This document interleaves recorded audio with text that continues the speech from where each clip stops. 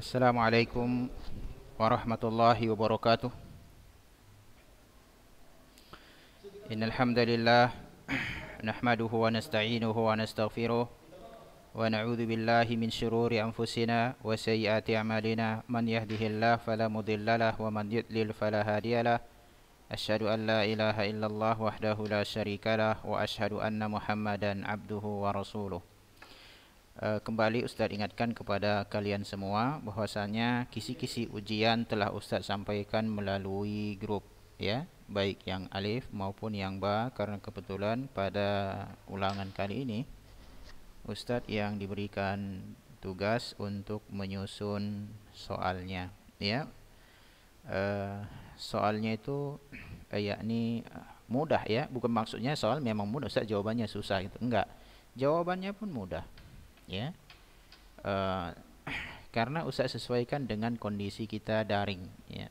Beda kalau misalnya antuna itu hadir di sekolah dan belajar tatap muka, tentu bobot soalnya lebih berat, ya. Namun karena kita ini daring, ya, ini Ustaz berusaha untuk membuat soal itu yang sudah akrab, ya. Mungkin ya ada satu yang mungkin berat atau dua, tapi ya enggak seberat kalau tatap muka. Jawabannya sih pasti kan gitu, ya. Baik ya taliban, sekarang kita masuk ke ini, ya,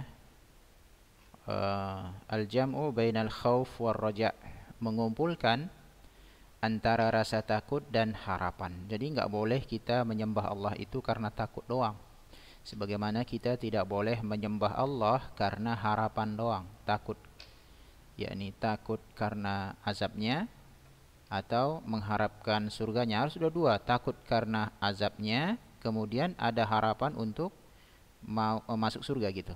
Ini harus terpenuhi, ya. Mari perhatikan ya taliban. Wa yanbaghi 'alal muslimi an yajma'a bainal khaufi war raja'i. Sepatutnya atas setiap muslim mengumpulkan antara harapan, antara rasa takut dan rasa dan harapan. Ya, jadi sepatutnya wajib, yakni atas setiap muslim mengumpulkan antara, yakni tatkala beribadah kepada Allah itu ada rasa takut dan ada harapan.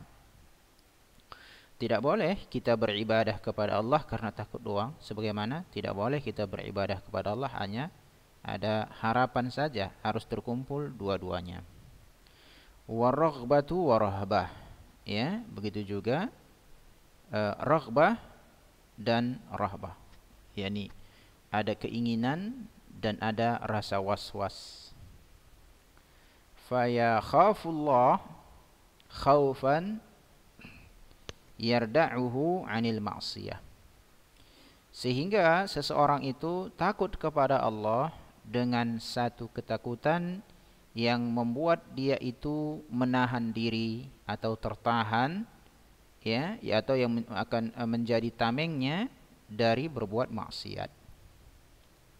Jadi ketakutan ini akan menjadi tameng seseorang agar tidak berbuat apa? Maksiat.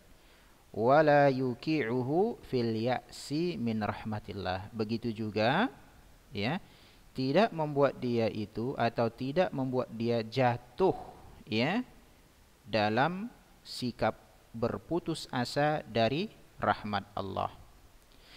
Jadi kita tidak boleh berputus asa dari rahmat Allah. Contohnya apa, Ustaz?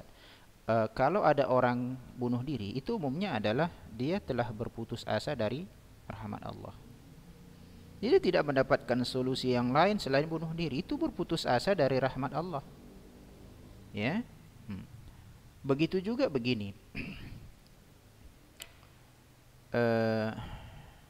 Ada orang mengatakan, saya dari dulu beribadah gini-gini aja, ya, ini berbuat maksiat pun saya gini-gini juga nya, kan gitu. Enggak ada saya lihat perubahan pada diri saya. Ya udahlah, saya jalani saja apa adanya. Ini berputus asa juga dengan rahmat Allah. harus ada rasa optimis dalam beribadah ini, ya. Nah, begitu juga di sini dikatakan ya talibat wa yarjullaha rajaan yahussuhu ala ta'ah. Begitu juga dia mengharapkan kepada Allah dengan satu pengharapan yang mengantarkan dia untuk berbuat taat. Tentu misalnya harapan kalian apa? Naik kelas Ustaz. Harapan kalian apa? Nilainya bagus Ustaz. Harapan itu akan mengantarkan kita apa? Bersungguh-sungguh belajar. Ada dulu harapan gitu loh. Kalau sudah tidak ada harapan, udahlah saya gini-gini saja, gitu dia. Udahlah ngapainlah belajar. Atau orang mengatakan, kenapa sih capek-capek kita belajar, toh presiden satu sajanya udah aja nih jadi menteri, sudah adanya jadi presiden. Ini enggak tepat, itu sekedar permisalan saja. Ya. Enggak boleh pasrah-pasrah begitu saja. Untuk mengharapkan harapan kepada Allah itu kan ujungnya adalah masuk surga. Untuk masuk surga itu enggak boleh hanya sekedar yakni angan-angan, harus ada usaha kan gitu. Usaha itu dimulai dengan adanya suatu harapan, cita-cita. Ya. Nah, oleh karena itu begitu juga wa husnudzanni billah, begitu juga hendaklah ya berbaik sangka terhadap Allah. Apapun yang menimpa kita, kesusahan apapun yang kita dapatkan dalam konteks menuntut ilmu, harus berbaik sangka kepada Allah. Enggak boleh misalnya, kenapa sih saya ini susah kali memahaminya kan gitu ya. Contoh lain misalnya, saya sudah hafal Quran berulang-ulang kok hilang saja sih, susah kali sih ini saya menghafal Al-Quran ini kan gitu ya. Tapi kalau kita pahami talibat, coba tatkala kita membaca sebuah hadis, barang siapa membaca Al-Quran ya, dia akan mendapatkan pahala ya, per hurufnya itu apa? 10 kali.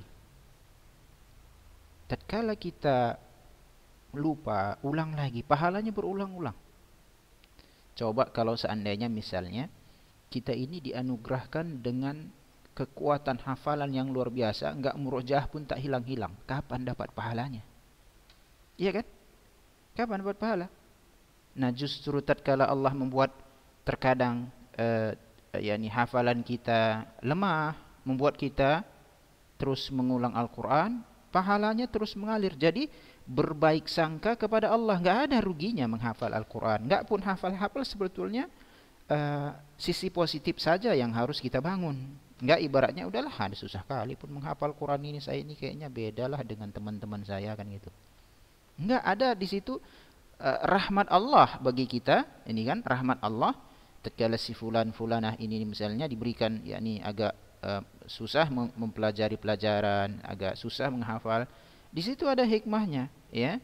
Yakni setiap kali dia menghafal Al-Quran, membaca Al-Quran dapat pahala. Coba kalau sebagaimana yang Ustaz sampaikan, begitu hafal enggak pernah hilang sampai hari kiamat atau sampai kita wafat, berapalah pahala yang kita dapatkan dari membaca Al-Quran itu kalau kita ini misalnya hafalannya kuat kali. Nah gitu ya. Ini sekedar contoh saja. Wa husnudzanni billah wa tama' fi rahmatih, dan sangat tamak. Tamak itu rakus kan gitu ya. Sangat rakus kepada apa? Rahmat Allah. Enggak hanya sekedarnya, enggak boleh kita mengatakan ya sudahlah kalau Allah mau ngasih saya rahmat ya udah enggak apa-apa. Loh, enggak boleh seperti itu. Kita harus tahu diri kita ini hamba. Hamba bahasa yang lain sinonimnya budak. Kan gitu. Ya tentu butuh perlindungan, apalagi pemilik surga, tempat kebahagiaan abadi Allah. Pemilik neraka, tempat kesengsaraan abadi Allah. Tentu sangat tamak kita perlu rahmat Allah. Alasannya seseorang tidak akan bisa masuk surga Allah kecuali atas apa? Rahmat Allah. Bukan karena amal kita. Kalau amal kita, maka bisa dipastikan orang yang amalnya sedikit atau barangkali yakni tidak beramal sepengetahuan kita, kita katakan dia masuk neraka, tapi kan tak boleh. Ya. Begitu juga kalau kita melihat orang yang ulama misalnya sudah pasti masuk surga, itu kan juga tak boleh kita ucapkan kecuali kalau ada dalilnya. Ya. Nah, kita harus sangat tamak terhadap rahmat Allah itu. Begitu juga wala yuqi'uhu fil amni min uqubatillah, dan juga tidak membuat dirinya itu jatuh dari rasa aman terhadap hukuman dari Allah. Saya enggak akan enggak akan masuk neraka. Saya yakin saya pasti masuk surga. Banyak saya dengar seperti itu. Yakin saya masuk surga, saya yakin. Loh, berarti dia keyakinannya itu membuat dia aman dari uqubah Allah, hukuman Allah. Bagaimana kita bisa mengambil kesimpulan seperti ini? Hari-harinya buat bid'ah, hari-harinya amalnya yakni kurang diperhatikan, tapi harapannya besar, saya pasti masuk surga, kan gitu ya. Nah, cara kalau di akhwat, kalau dia tidak menggunakan yakni pakaian yang syar'i dan lain sebagainya. Kalau dia ikhwan misalnya malas, ya ikhwan kan keluar dia cari nafkah dan segala macam ya. Yani berdiam diri saja di rumah, ya ibadah pun tidak dan lain sebagainya, kan begitu. Ya, ini sekedar contoh saja. Nah.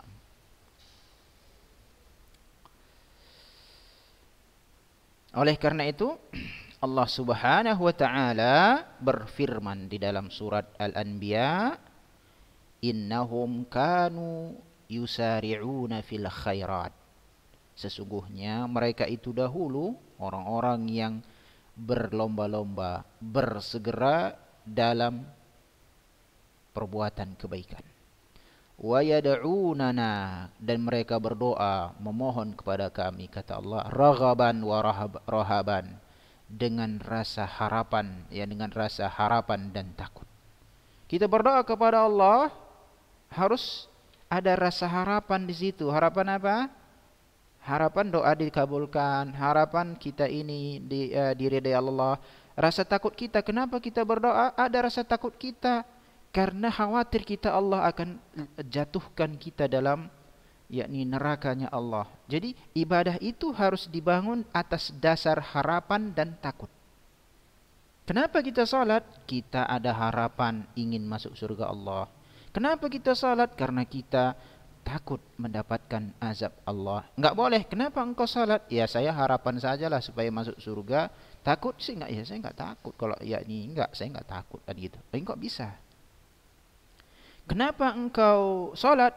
Ya saya takut masuk neraka Allah. Harapan masuk surga ada enggak? Ya itu nantilah. Pokoknya yang penting jangan masuk neraka. Lo enggak boleh seperti itu. Kalau enggak masuk neraka kemana?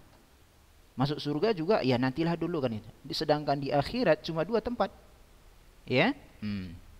Kemudian Allah mengatakan wa kanu lana khashi'in, dan dahulu mereka itu khusyuk untuk kami.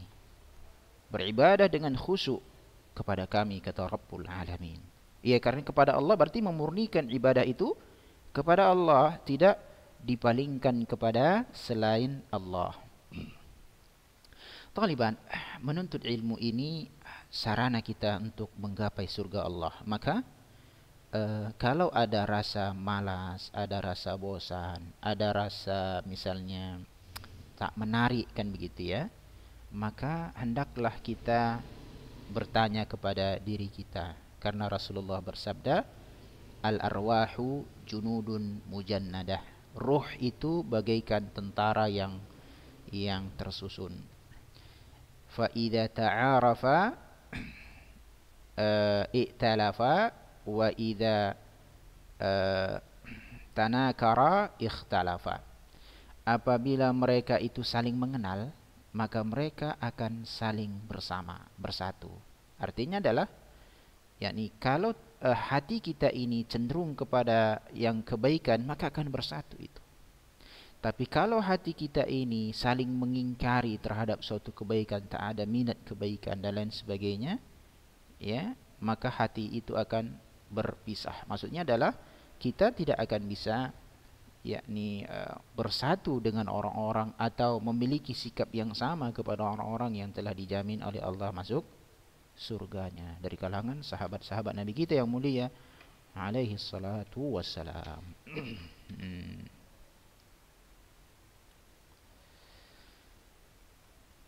Kemudian juga di dalam ayat Al-Isra, Allah Ta'ala berfirman, ulaika alladzina yad'un, Mereka adalah orang-orang yang menyeru Allah, yang berdoa kepada Allah. Yabtaghuna ila rabbihimul wasilah. Mereka mencari kepada Rabb mereka itu sarana. Ayyuhum aqrabu. Yang mana di antara mereka yang lebih dekat. Wa yarjuna rahmatahu, dan mereka mengharap rahmat Allah. Wa yakhafun. Lihat sini, ini dalil harus digabungkan antara harapan dan rasa takut. Wa yarjuna rahmatahu. Mereka itu tatkala berdoa kepada Allah, mencari sarana kepada Allah, mengharapkan rahmat Allah dan takut akan azab Allah. Inna azab rabbika kana mahdhura. Sesungguhnya azab Rabbmu itu ya benar-benar menakutkan. Ya. Oleh karena itu kita berdoa atau kita beribadah kepada Allah karena ada harapan rahmat dan takut akan azabnya. Sekarang ibadah yang kita laksanakan sekarang ya adalah menuntut ilmu. Kenapa kita menuntut ilmu? Masukkan di dalamnya ada harapan, ada rasa takut. Kenapa engkau menuntut ilmu? Karena ada harapan saya dengan menuntut ilmu ini, maka ini adalah sarana saya untuk mendekatkan diri kepada Allah. Kenapa? Karena kalau saya tidak tahu ilmu, bisa jadi saya jatuh ke dalam kesyirikan, saya jatuh dalam bid'ah, dan Allah takdirkan saya mendapatkan azabnya. Sehingga kalau saya menuntut ilmu, ya rasa takut saya pun ya akan muncul kan gitu. Karena kalau orang yang menuntut ilmu pasti beda dengan orang yang tak menuntut ilmu. Baik rasa harapannya, begitupun juga apa? Rasa takutnya. Oke, taib. Ini adalah ar-raja, mengumpulkan antara rasa takut dan rasa harapan. Ya, ada dalilnya dari Al-Anbiya dan Al-Isra. Kemudian kita masuk ke amal hati ibadah berikutnya berkaitan dengan apa? Al-mahabbah. Mahabbah itu rasa cinta. Rasa cinta kepada Allah, rasa cinta kepada Rasulullah, rasa cinta kepada Islam dan seluruh ajarannya. Di sini akan kita bahas rasa cinta kepada Allah. Mahabbatullahi subhanahu hiya aslu dinil Islam. Ini kaidah. Kaidah ya. Kecintaan kepada Allah subhanahu wa ta'ala adalah pondasi agama Islam. Itu pondasinya. Pondasi itu kalau nggak ada pondasi, atapnya nggak bisa dibangun. Nggak ada kan? Gravitasi kita ini membuat melayang-layang. Atap itu kan nggak. Dia harus ada pondasi.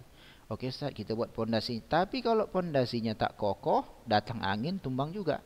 Pondasi ini harus kokoh. Oleh karena itu, rasa kecintaan kepada Allah yang merupakan bentuk pondasi tersebut harus kokoh.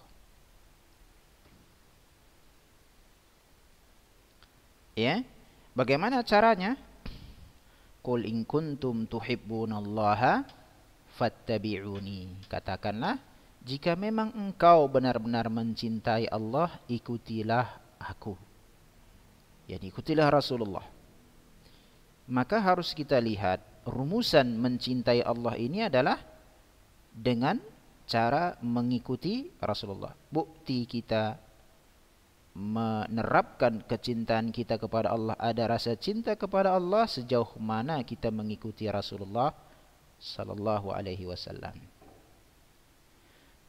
Kemudian fabi faqdiha la tahsihul ibadah. Dengan hilangnya rasa cinta kepada Allah, maka ibadah tersebut pun tidak sah. Kenapa engkau beribadah? Ya, beribadah aja nih. Nggak tahu tuh kenapa saya beribadah. Itu yang disebut dengan ikut-ikutan. Kalau kita perhatikan orang beribadah, salat zaman sekarang itu, ya, ini penelitian ya. Bukan karena rasa cintanya kepada Allah, karena dilihatnya orang beribadah, dia beribadah. Contoh yang lain begini, yang akan saya yakin kalian akan atau kita atau kalian ya bisa terkena dalam masalah ini. Menuntut ilmu kan ibadah. Ya, ibadah ya kan? Dan tidak akan kita melaksanakannya kecuali karena ada rasa cinta kepada Allah Subhanahu wa taala. Karena Allah perintahkan menuntut ilmu. Kita mencintai Allah, kita amalkan perintah dan jauhi larangan. Tapi ada orang menuntut ilmu itu bukan karena Allah. Kebetulan saja temannya di sana. Teman saya di sana, udahlah saya sana aja. Gitu. Ya. Kenapa sih engkau belajarnya di sana? Oh, di sana itu enak, dekat mall. Gitu. Bukan karena kenapa engkau di sana? Saya butuh ilmu ini dan ya, ilmu itu ada di sana. Kenapa engkau di sana? Saya lihat di sana tempatnya lebih syar'i, lebih terjaga, ya, pergaulannya terjaga, dan saya yakin kalau di sana saya bisa mendapatkan ilmu syar'i dengan baik dan benar dan seterusnya, ya. Karena menuntut ilmu adalah kewajiban kita semua dan ini bentuk rasa cinta kita kepada Allah karena Allah memerintahkan menuntut ilmu. Ini paten kalau seperti ini. Tapi kan orang kadang-kadang ikut-ikutan. Oleh karena itu di sini katakan wabi kamaliha. Ini domirnya kembali ke mahabbah. Dengan kesempurnaan rasa cinta kepada Allah itu yakmulul iman. Sempurnalah iman itu. Wabi naqsaniha, dan dengan berkurangnya rasa kecintaan kepada Allah yankusu tauhidul insan. Berkurang pula lah tauhid seseorang. Maka tanya kepada kita, sejauh mana kita mencintai Allah? Bisakah kita katakan saya mencintai Allah, ibadah bolong-bolong, salat pun bolong-bolong, ya kan? Apalagi ya, belajar malas, apalagi ya misalnya ya, yakni malaslah istilahnya. Apalagi daring seperti ini ya. Baca buku, aduh apalagi kan gitu. Menghafal Al-Quran seperti beban, ya. Karena kalau kita turutkan